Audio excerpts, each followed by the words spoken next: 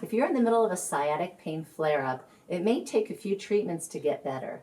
Hi, Dr. Malka here, your chiropractor and acupuncturist, practicing in Los Angeles, California. And in this video, I'm going to show you ways that you can sleep comfortably with sciatic pain until it's relieved, whether the pain is coming from your low back or your piriformis. If you're a side sleeper like me, make sure you have a pillow that keeps your neck in alignment. You don't want a pillow that's too thin so that your head is dropped down, or too thick so your head comes up. You want to make sure it's perfect so your spine is straight all the way down. And feather pillows are always a no-no, because as the night goes on, they slowly shrink down into a pancake. Secondly, as you can see here, my legs are like so, and my hips are kind of rolled forward. And so if I put this leg like this is going to put a constant stretch on that piriformis muscle and the low back, the two sciatic nerve culprits. So you really want to have a nice thick pillow between your legs so that your hips are in alignment and you're not leaning forward. So there's not that unhealthy constant stretch for that 8 hours of sleep. The best way to sleep is on your back with a thick pillow under your knees, and I mean thick, or even a bolster if you can buy one of these. And I'm even going to use both. And what this does is it keeps your low back nice and flat, because when your legs are straight out without a pillow, you get an arch in that low back. And just relax with your arms on your stomach or out to your side. Sometimes with the elbows bent is good, otherwise your arms might fall asleep. And some of my patients, if this doesn't work, they'll just lay straight flat on the floor. And that could be beneficial because sometimes you just need a hard surface. But if you do that, make sure to still have that thick pillow or bolster under the knees.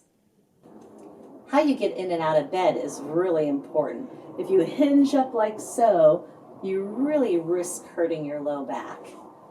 So what you want to do is take the bolster and the pillow out, roll to your side, drop your legs off the bed, and push yourself up like so. Also, getting into bed is important. Same thing but in reverse. Sit, lay to your side, and then bring your legs up. Your mattress is also going to be a consideration.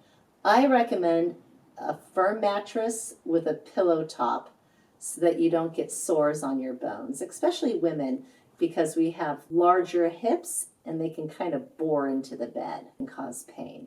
Also make sure to flip and rotate your mattress to help keep the filling even. So the areas down near your feet are going to be thicker as time goes on compared to the heavier areas where your upper body is. So you rotate that and then you get that thick area up on top. Do that every couple months or so. And the absolute worst way to sleep is on your stomach. So when you're sleeping on your stomach, you create an arch in the low back, and also you turn that neck a little bit too far, so you end up getting both low back pain and neck pain. If you have pain before you go to bed or you wake up in the middle of the night with pain, applying ice to the area for 20 minutes will help to relieve that. Also, if you wake up with stiffness or again you have a little pain before you go to bed, try some simple stretches. Bring the knees up to the chest, rock back and forth, loosening up that spine, that piriformis. You can plant your feet here, do windshield wipers, drop the legs down to one side, and then drop the legs to the other side, like so. And you can even do a little self-massage if it's your piriformis that's bothering you, or in your low back with your fingers. Use a tennis ball, roll on the tennis ball on the piriformis or the low back, and then stretch to the other side. And just try to get comfortable. And then after your stretches and a little massage work, apply the ice again, just so you can get to sleep with comfort. So if you feel like you've benefited from this video, please like and subscribe.